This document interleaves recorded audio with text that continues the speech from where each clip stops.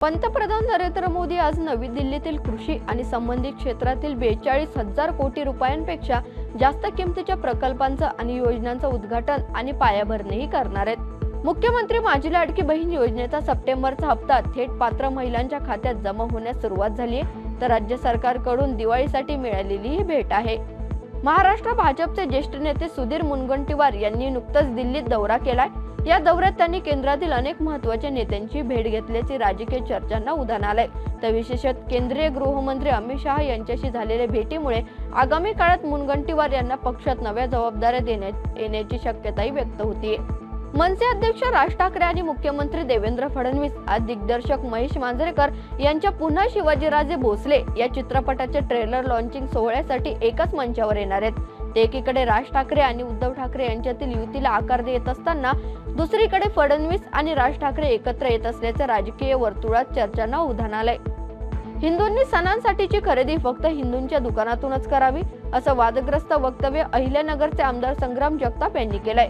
त्यांनी म्हटलंय की पूर्वी पोलीस प्रशासन दोन्ही समाजांमध्ये बॅलन्स करत होते, परंतु आता तसं होताना दिसत नाहीये। तर मच्छरदानी टोपीवाले व भगव्या टोपीवाले यांच्यामध्ये मतांच्या राजकारणासाठी काही जण मोगलांची दाढी कुरवाळत आहेत, अशांपासून सावध राहावं असंही वक्तव्य त्यांनी केलंय।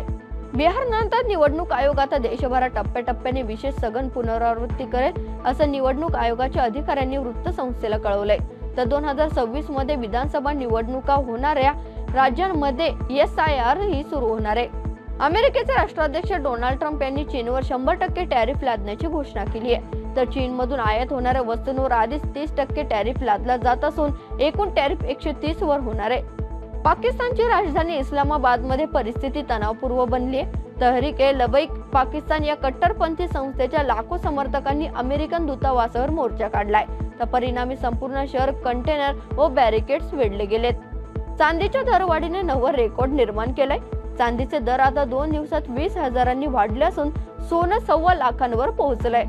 महिला एकदिवसीय विश्वचषकाच्या 12व्या लीग स्टेज सामन्यात इंग्लंडचा सामना आज श्रीलंकेशी होणार आहे। तर हा सामना कोलंबोच्या आर प्रेमदासा स्टेडियमवर आज दुपारी 3 वाजता ईस्टर्न टाइम्सला सुरू होणार आहे।